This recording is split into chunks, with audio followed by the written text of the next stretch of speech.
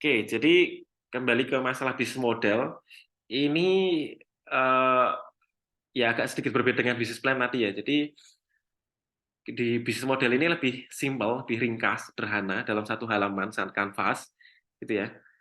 Ada 9 aspek, 9 kotak yang disampaikan, dan ini nanti cukup ya, apa namanya, poin-poin ya, konsep-konsepnya saja. Jadi sifatnya konseptual gitu ya. Jadi bukan operasional detail gitu ya. Seperti yang di business plan sampai 10 halaman, tapi ini dalam satu halaman. Nah, di bisnis model ini apa namanya, sangat berkembang di zaman sekarang karena memang eranya era disrupsi, ada perubahan-perubahan ya. Jadi contoh perubahannya adalah kalau kalau dulu konsumen yang mendatangi toko gitu ya, nah, atau mendatangi penjual. Nah, sekarang penjualnya yang mendatangi konsumen. Nah, itu juga contoh-contoh perubahan bisnis model.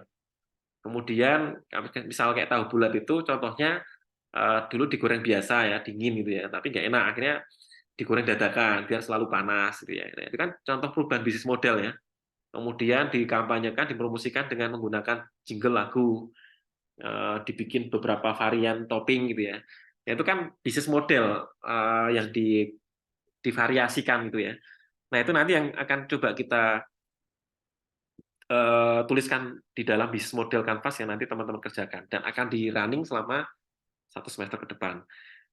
Di bisnis model Canvas ada 9 aspek. Nah, dan ini cukup bisa menjawab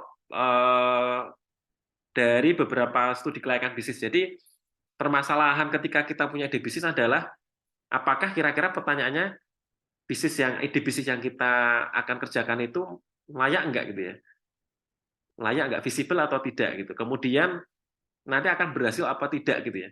Nah, sehingga perlu dikaji ya, perlu studi. Nah, ini studinya kalau di beberapa referensi itu kurang lebih ada sekitar 7 nih ya, dari aspek hukum, keuangan, manajemen, AMDAL, pasar, teknis, sosial ekonomi. Nah, ini yang umum. Dan ini sebenarnya di dalam bisnis model Canvas juga beberapa aspek ini nanti ada dibahas itu ya dalam 9 kotak. Ya. Jadi studi klien ini penting ya, visibility itu penting. Jadi jangan sampai nanti ketika kita sudah menginvestasikan, mengeluarkan modal, bikin produk gitu ya, produk kuliner, ternyata produknya tidak diterima oleh pasar, kita salah segmen pasarnya, atau salah meng-create produk, atau gagal mempromosikan dan terjual gitu ya. Nah, jadi kita mengantisipasi kegagalan-kegagalan yang lebih fatal gitu ya. Jadi ya mungkin tetap ada kemungkinan gagal juga atau tidak laku ya, tapi bisa diminimalisir ketika kita mencoba untuk melakukan studi kelayakan atau visibility study gitu ya. Nah, di business plan ini kita bisa melakukan visibility study itu dengan ringkas dengan satu lembar gitu ya. Jadi dengan satu halaman ada 9 aspek tadi dan di sini nanti akan terlihat kira-kira nanti akan menguntungkan atau tidak gitu ya. Nah, oke, ini isinya di dalam apa namanya bisnis model Canvas. Nah, kalau yang di sini contoh di dalam bisnis Canvas itu ada namanya nanti revenue stream gitu ya. Kalau zaman dulu namanya orang bisnis itu pendapatannya selalu otomatis umumnya adalah dari berjualan gitu ya. Jadi menjual produk gitu ya. Nah, kalau sekarang itu kita lebih luas, jadi kok tidak terbatas constraint hanya penjualan saja, tapi bisa dari iklan ya, teman-teman bermain konten itu juga bisa dapat uang. Kemudian dari sewa, dari perbaikan, macam-macam. Nah, itu bisa menghasilkan uang. Bahkan di beberapa bisnis sekarang malah kontennya lebih konten di Instagram, di YouTube atau di TikTok macam-macam dia bisa lebih tinggi dia pemasukannya gitu ya. Kemudian terkait eh, modal aset tempat waktu. Kalau dulu kan namanya kita bisnis di bisnis model yang dulu kan harus namanya usaha kan harus ada modalnya, harus ada asetnya. Ya, kita harus punya waktu, punya tempat gitu ya. Nah, kalau sekarang di perkembangan bisnis model yang sekarang itu lebih luas teman-teman. Jadi yang nggak punya tempat, ya nggak ada modal rupiah gitu ya, nggak ada aset ya, nggak ada waktu banyak pun bisa menjalankan bisnis ya dengan bisnis model tertentu ya, dengan online dan macam-macam gitu. Jadi itu kemudian bisnis model ini dibuat sama namanya Starbuilder sama Picture ini ya teman-teman ya. Nah ini sekarang berkembang. Oke. Nah ini 9 apa namanya 9 kotak, 9 aspek. Dari 9 ini nanti akan terlihat dan akan ya kira-kira nanti akan sukses atau tidak gitu ya di bisnisnya itu ya. Nah, sembilannya kita akan coba lihat ya satu persatu ya, mulai dari value proposition. Jadi kita harus keunggulan produknya itu apa, gitu ya. Kemudian setelah itu, setelah kita tahu tentang produk kita, segmen pasarnya siapa, gitu ya, customer segment. Kemudian customer relationship, bagaimana caranya supaya produk kita bisa diketahui oleh pasar, diminati oleh mereka ya, sampai nanti mereka mau membeli dan membeli lagi, gitu ya. Nah, bisa menjaga. Kemudian distribusinya seperti apa, gitu ya. Jadi apa namanya, dari distribusi informasi ketika konsumen itu tanya, kemudian sampai terjadi penjualan, melayani penjualannya lewat apa, online, offline, dikirim lewat apa, ekspedisi atau yang lain. Nah, distribusi ini nanti jelas di sini gitu ya.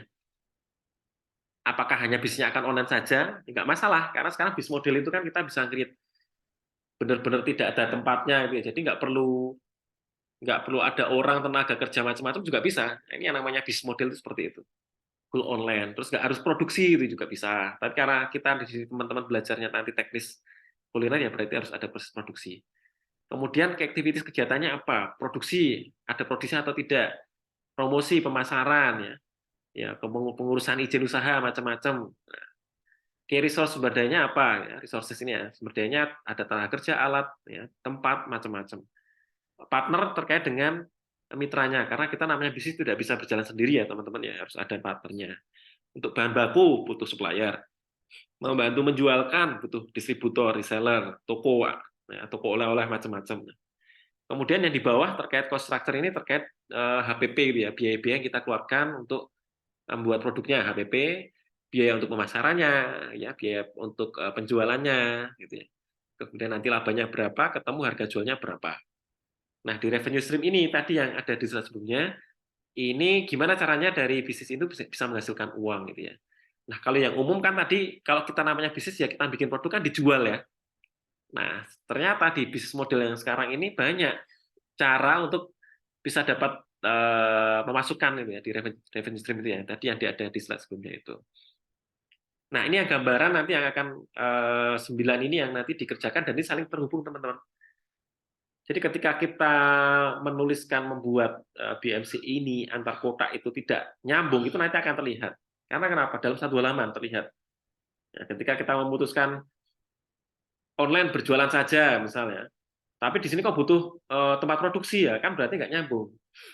Padahal jualan aja berarti butuhnya misal gudang atau apa gitu ya. Kemudian segmennya siapa? Segmennya anak-anak. Nah, berarti nanti medianya apa yang tepat supaya nanti bisa ke anak muda misalnya ya. Berarti harus ke TikTok atau Shopee. Nah, nanti disesuaikan. Jadi ini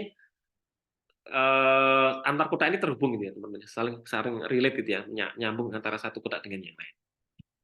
Oke. Kemudian kalau dilihat di masing-masing kota itu kan ada simbolisasinya gitu ya, ada apa namanya simbolnya masing-masing. Kalau customer segment ya gambarnya orang ya, karena memang customer is king gitu ya.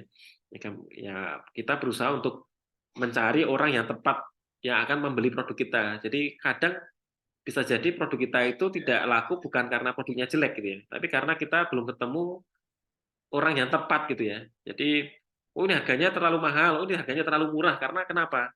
Oh berarti bukan segmen pasar yang tepat. Nah kita jadi pintar-pintar dalam memilih customer segment ini.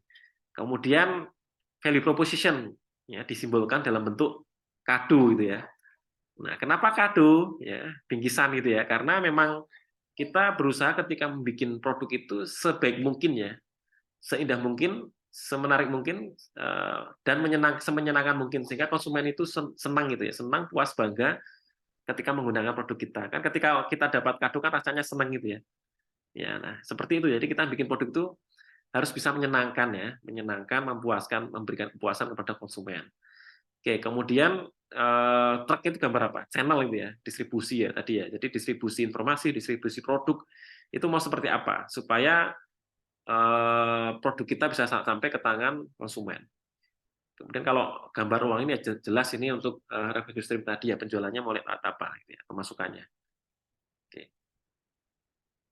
Ini saya memberikan contoh ya, contoh untuk salah satu ya, ada banyak nanti di materi linknya sama seperti kemarin yang saya kirim, folder wirausaha.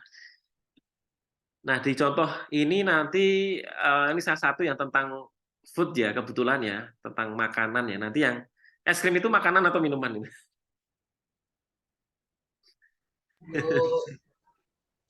Lebih makan ya Pak ya, karena Makan biasanya ya? makan es krim gitu ya Pak Oh, ya. makan es krim ya, bukan Nggak minum minum es krim es ya? krim. Oke, berarti benar Iya. ya, nulisnya food benar ya berarti ya? Bukan beverage gitu ya kalau ya. Mudah-mudahan kita sepakat karena ini Ya, es tapi krim ya itu bisa dimakan dan bisa diminum. Kalau udah cair kan jadi minuman kan? Ya, oke. Ini saya contohkan satu, nanti teman-teman bisa explore lagi, dicari referensi di internet atau di slide saya juga ada beberapa di setelah ini ya. Mana? Nah ini contoh kita ngambil case, nggak apa-apa kita nyebut salah satu brand terkenal namanya Magnum ya di es krim ya. Nah, siapa sih yang nggak kenal nama makanan ini yang belum pernah makan gitu ya? Kayaknya ya jarang banget kalau ada yang belum pernah sampai makan es krim Magnum gitu ya. Nah makanya kita angkat untuk studi kasus. Nah di Magnum ini kenapa dia bisa selaras itu kan salah satu best seller kan untuk es krim kan penguasanya salah satunya ini ya, meskipun sekarang kan ada banyak yang lain. Tapi kalau yang mau eksklusif ya premium gitu ya, dia keunggulannya kan es krim kelas premium. Ya, premium bungkusnya, harganya, ya, macam-macamnya itu ya, topping macam-macam itu kan adanya di Magnum gitu ya. Nah, dia memposisikan keunggulannya produknya itu adalah di kelas premium gitu ya. Oke. Otomatis tadi di kemasan yang dan yang lain bahan macam-macam itu kan berarti yang terbaik gitu ya, bahan produksinya dan macam-macam proses produksinya itu juga berarti berstandar kan karena kita mau bikin yang premium.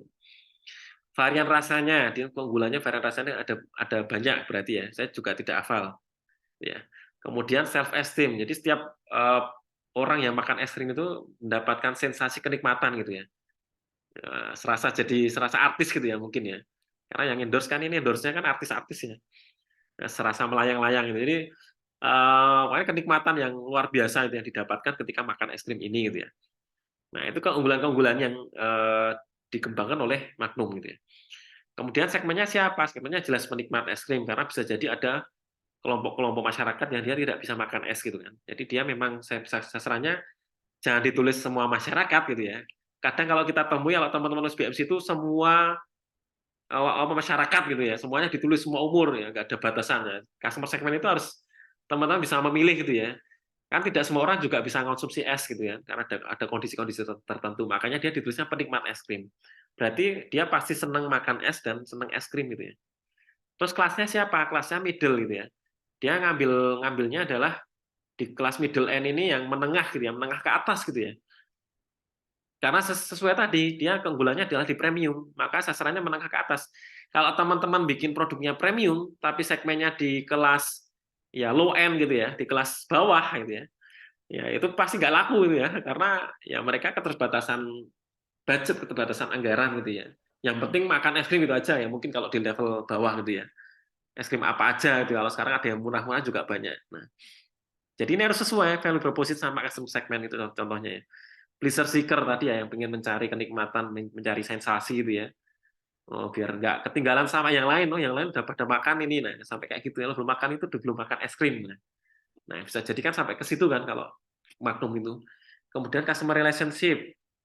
Dia ada suara konsumen, bisa dikontak melalui Instagram, WA, email dan macam-macam dan jelas harus fast respon ya, fast respon gitu ya, harus ditanggapi gitu ya. Suara konsumen ini. Jadi dikelola dengan baik gitu ya. Kemudian bikin apa namanya konten ini. Jadi customer-nya diajak bikin konten, diupload ke YouTube gitu ya. Jadi konsumennya diajak melakukan promosi gitu ya. Bikin apa namanya konten di YouTube, kemudian nanti mungkin akan dapat reward dari Magnum dan sebagainya gitu ya. Dapat hadiah umroh atau apa gitu ya. Nah, itu juga salah contoh-contoh customer relation. Kan ada banyak produk makanan itu nanti di kemasan dari 1 banding 1 juta kemasan itu mungkin ada hadiah tabungan atau apa gitu ya, hadiah apa. Nah, itu biasanya bisa customer relationship. Channelnya lewat apa? Kalau Magnum karena anggarannya besar ini ya, karena bukan IKM lagi kalau ini ya, udah kelas besar, dia iklan TV. Kemudian bikin kafe di kafe-kafe, bikin kafe beberapa tempat, kemudian penjualan langsung di toko-toko minimarket itu ya. Ya channelnya direct selling dengan bekerja sama di Cat Partner-nya ada nanti apa? agen toko minimarket swalayan gitu ya. Nah, channelnya apa? Direct selling, karena dia bisa juga jual langsung ke konsumen, ke kita gitu ya. Kemudian ada event, nah, eventnya event apa ya? Mungkin pameran, kegiatan-kegiatan yang menarik banyak massa, potensi bisa apa namanya, jualan gitu ya di musim yang cocok, yang panas misalnya gitu ya. Nah, nanti bisa. Kemudian ke activities-nya ya, ada kegiatan produksi, pemasaran, iklan, ya, penjualan, ya, dan sebagainya. Kemudian key research sumber dayanya apa? Mereknya, merek Magnumnya. Kemudian ada bahan baku yang terjaga, yang berkualitas tadi ya, supaya premium. Teknologi mesin ya, karena dia memang karena ya tadi perusahaannya besar, maka dia menggunakan teknologi mesin yang terkini ya. Kemudian ada SDM-nya, tenaganya, tenaga produksi, pemasaran dan sebagainya. Brand endorser, ya, ada artis gitu ya, di endorse ya. Ada chefnya mungkin untuk membuat variasi atau membuat resep ramuan khusus dan sebagainya. Partnernya siapa? Key partnernya. Key partnernya ada pemasok bahan baku, ada teknisi mesin, agen toko minimarket swalayan untuk membantu menjualkan, karena ada direct selling kan di sini kan. Kemudian ada manajer selebriti. Kenapa? Karena dia di resource ini ada tenaga atau ada artis ya yang apa namanya, yang mengendorse gitu ya. Makanya di partner ini dia bekerjasama dengan manajer selebriti gitu ya. Kemudian untuk ikut event dia bekerja sama dengan pengelola mall atau pengelola tempat-tempat fasilitas umum ini ya, supaya nanti dilibatkan di dalam atau IO itu ya, di dalam kegiatan-kegiatan tertentu. Oke, cost structure-nya ada biaya apa saja yang muncul, produksi, maintenance, pemasaran, SDM, sampai nanti sampai rupiah gitu ya, ya di sini ya teman-teman ya, yang dibuat itu ya. Kemudian revenue stream. Revenue stream ini ada apa saja? Ada penjualan di kafe, sponsorship dan sebagainya. Bisa sebenarnya dari konten iklan di YouTube juga sebenarnya kan bisa ini ya, karena banyak yang subscribe kan, banyak yang lihat gitu ya. Oke, seperti itu untuk contohnya teman-teman. Tapi nanti yang di kotak bawah dua ini, saya berharap sampai muncul rupiah gitu ya. Nah, contohnya di Astuti misalnya ini ya. Di atasnya ada kolomnya misal bulan pertama, bulan kedua, bulan ketiga, atau tahun pertama, tahun kedua, tahun ketiga gitu ya. Nanti sampai ada rupiahnya yang dibikin gitu. Oke.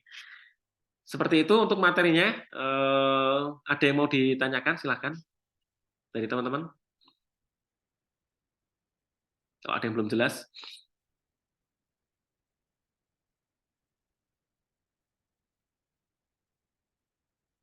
Boleh silahkan Mas Novi. Ya Pak, selamat siang sebelumnya. Untuk dalam pembuatan produk ini Pak, kan kita memerlukan izin usaha ini Pak kalau mau kita pasarkan. Nah, kadang itu terkendalanya itu di permohonan izin usaha seperti pembuatan INB sama izin usaha yang terkait lah. Nah, itu ada nggak Pak tipsnya Pak biar bisa lolos itu atau bisa masuk INB sama izin usaha yang lain Pak? Oke, ya. Terima kasih Mas Novi. Jadi berarti dia Mas Novi nanti rencananya di sini adalah ada kegiatan pengurusan izin gitu ya. Karena memang untuk bisa beredar luas itu perlu izin. Nah, nanti teman-teman itu diurus sambil jalan ya.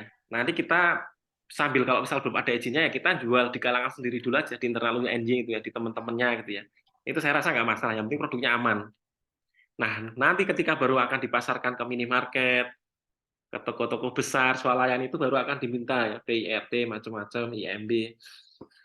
Nah, kalau untuk makanan sebenarnya yang pokok itu sepengetahuan saya itu kan di PIRT ya Mas, PIRT, izin rumah tangga kan, pengurusan izin rumah tangga. Nah, itu tanpa punya legal usaha pun, kalau dulu saya pernah ngurus itu bisa.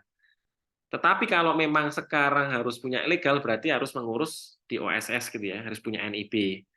Nah, nanti kita akan membahas ya terkait dengan perizinan. Nah, kita jadwalkan saja, berarti nanti memang akan kita ke sana terkait perizinan OSS. Nanti teman-teman individu pun bisa. Jadi artinya belum memiliki CV atau belum memiliki PT.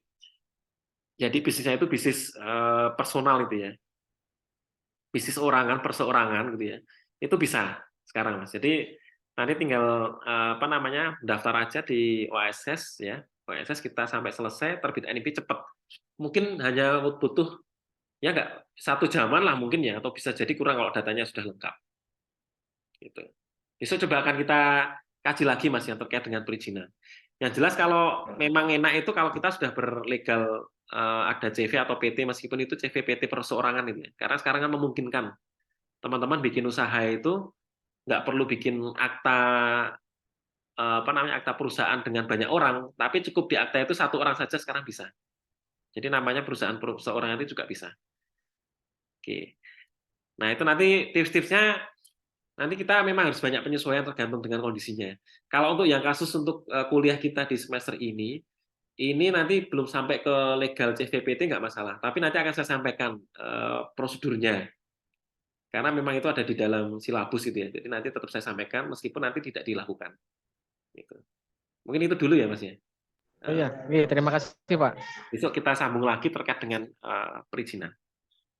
Baik, nanti di BMC-nya ditulis aja nanti di activity ini ada ini proses pengurusan perizinan. Nanti di resource-nya otomatis kalau izinnya udah keluar berarti punya dokumen perizinan. Itu jadi key resource. Nyambung jadi gitu. Oke, yang lain ada? Silakan, monggo.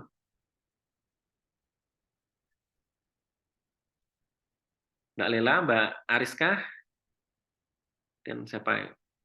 Dari saya belum ada, Pak. Oh iya, yang lain siapa ya? Mbak Sarah Eva Yulianti, atau Mbak Puspa. Ini saya panggil Mbak semua aja ya, biar kelihatan. Pak, izin bertanya. Boleh, silakan. Apakah untuk memulai usaha atau bisnis ada perbedaan antara di kota besar dengan di kota kecil? Terima kasih. Ya, terima kasih Mbak Sarah Eva. Ada perbedaan di kota besar dan kota kecil. Kalau secara, saya coba jawab ya, nanti kalau ada yang kurang pas, mungkin teman-teman yang lain juga boleh menyampaikan idenya. Karena saya alhamdulillah kok kebetulan di daerah, tapi daerahnya itu dekat kota, Mbak. Jadi secara akses, koneksi, jaringan, apa-apa itu, ya alhamdulillah tidak ada kendala gitu ya. Ya mungkin nanti perbedaannya adalah di masalah, pertama tadi ya, menyambung Mas Novi tadi perizinan, mungkin bisa jadi beda antara di kota dan di daerah. Lebih gampang mana? Lebih gampang di daerah untuk perizinan gitu ya. Kalau di kota karena nanti akan bertemu dengan industri besar dan banyak perizinan yang kompleks itu ya kalau di kota ya. Kalau di daerah relatif saya pengalaman malah lebih gampang ngurus perizinan dibandingkan teman-teman saya yang usahanya di Surabaya, di Malang itu kan kota lebih kota gitu ya, atau di kota Jogja gitu ya. Nah saya di daerah di Bantul itu relatif lebih gampang perizinan. Kemudian yang kedua secara infrastruktur kalau infrastrukturnya tidak ada perbedaan dengan kota, saya rasa tidak jadi masalah gitu ya. Karena sekarang di bisnis yang berkembang sekarang kan zamannya kan zaman digital ya Mbak ya. Jadi selama internet itu lancar, saya kira untuk antara mau di kota ataupun di daerah itu nggak masalah sih. Ya, ketika kita misal untuk channelnya kita mau online gitu ya. Nah di daerah koneksinya lancar ya nggak masalah, nggak ada bedanya gitu ya dengan yang di kota. Kemudian yang di daerah karena online nanti berarti kan butuh ekspedisi gitu ya. Nah ekspedisinya kira-kira bisa menjangkau nggak? Meskipun di daerah sekarang kan sudah banyak ekspedisi gitu ya. Jadi sampai yang sudah masuk pelosok-pelosok kan ekspedisinya juga bisa jemput kan pick up. Jadi saya rasa sih kalau daerahnya masih bukan di pelosok itu sih nggak masalah, kecuali memang yang pertama secara infrastruktur berbeda gitu ya, koneksi dan sebagainya. Kemudian aksesnya mungkin lebih secara akses berbeda, mungkin secara ekspedisi nggak bisa masuk atau sebagainya, ini akan pengaruh gitu ya. Ya mungkin itu saja sih kalau dari saya. Kalau masalah ide bisnis, ide usahanya itu saya rasa sekarang ide-ide yang ada di kota dibawa ke desa pun nggak masalah, bisa saja sih gitu ya. Tergantung nanti melihat segmennya mau ke siapa. Segmennya se-Indonesia kan dikerjakan secara online kan mau dikerjakan di daerah pun nggak masalah. Yang penting bahan baku apa-apanya ada gitu ya. Mungkin jawaban saya itu Mbak. Nanti kalau ada yang lain mau menambahkan juga boleh. Ya Pak, aku mengerti, udah paham. Makasih Pak ya. Ya, kalau boleh di daerah mana Mbak? Di Kalimantan itu Di ya? kota, ya di Kabupaten Kota Baru Pak, di luar Pulau Kalimantannya. Jadi harus nyebrang laut dulu, baru ketemu Pulau Kalimantan yang besar. Oh gitu. Kalau infrastruktur sama internet, akses itu gimana Mbak di sana? Akses, alhamdulillah Pak, bisa. Infrastruktur mulai berkembang. Nah, berarti kan bahan baku gampang nggak? Akses bahan baku supaya Sudah Pak, sudah mulai berkembang, sudah mulai maju. Ya, Bahan oke. baku sudah mulai masuk. Nah, kalau sudah seperti itu kan berarti kan sekarang tidak ada kendala masalah lagi itu ya antara yang ada di kota Ya, dan di daerah gitu kan. Kalau dulu ya. saya memang berani mungkin 2010-an gitu ya. 10 tahun yang lalu memang beda banget gitu ya antara kota sama daerah itu ya akses jalannya mungkin susah, internetnya susah gitu ya, Mbak. Benar Oke, ya? benar. Ya, oke.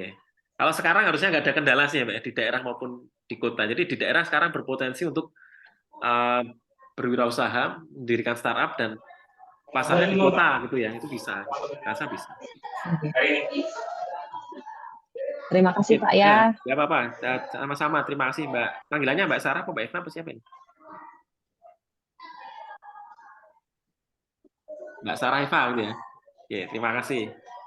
Silahkan yang lain lagi. Mbak Ariska, Mbak, bertanya, silahkan. Selamat siang Pak Nova, mohon Ya, izin bertanya Bapak. ya. Di sini saya mau menanyakan Pak, apakah ada standar dikatakan bahwa usaha itu sudah berjalan? Karena yang saya punya ini adalah hanya saya laksanakan atau saya jalankan apabila high season seperti Lebaran seperti itu. Apakah itu dikatakan berjalan ataukah belum? Terima kasih Pak. Ya, berjalan tapi ada musimnya gitu berarti ya. Ya, tidak Jadi sustain berarti ya. tidak yang produksi setiap hari seperti itu. Ya, oke.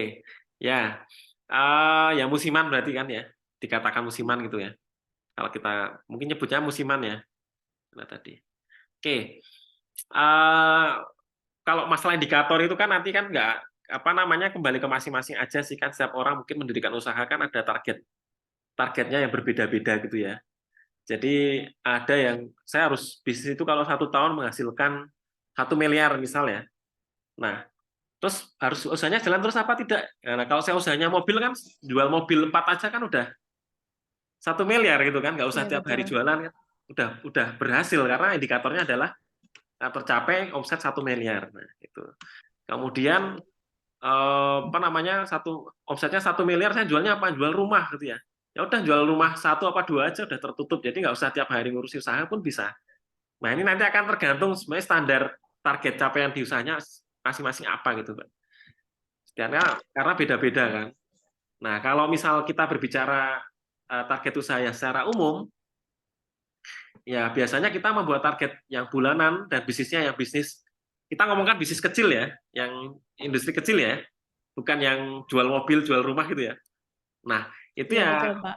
misal kita ngomongkan misal omset katakanlah industri kecil kan rata-rata 100 juta gitu ya. 50-100 juta. Ya, kalau nggak dikerjakan setiap hari setiap minggu nanti agak akan tercapai gitu ya. Kecuali bisnis yang modal besar tadi itu bisa. Jadi satu transaksi langsung tertutup semuanya itu bisa. Jawabannya itu sih. Jadi tergantung nanti akan kembali ke standarnya masing-masing yang usaha gitu ya. Kira-kira ini sudah cukup atau belum? Gitu. Jawabannya Sudah mungkin cukup, itu kalau Bapak. dari saya. Berarti, Ya. Kalau iya, untuk mata Bapak. kuliah ini nanti harus ada target setiap bulan itu omsetnya berapa itu nanti harus ditentukan. Karena teman-teman kan bikin BMC nanti di sini ada kan penjualan 1 bulan nanti akan dapat berapa kan harus ditentukan. Jadi nggak bisa wah nanti saya jualannya ini aja pas musim ini aja.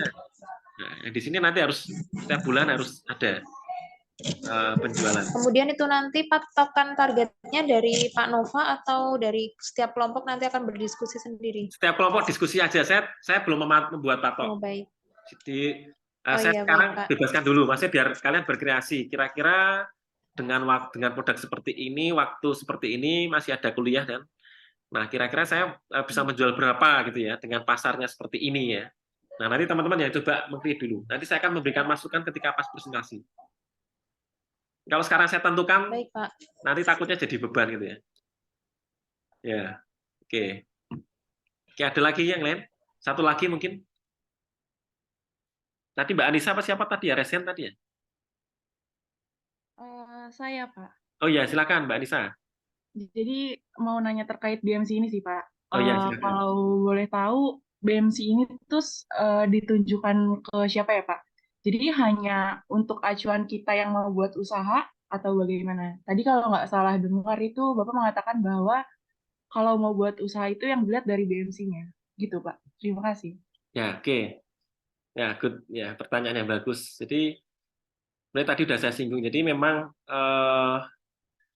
saya ingat kata-kata dosen dosen di informatika. Saya kebetulan dulu kan informatika di UNY, di informatika ya.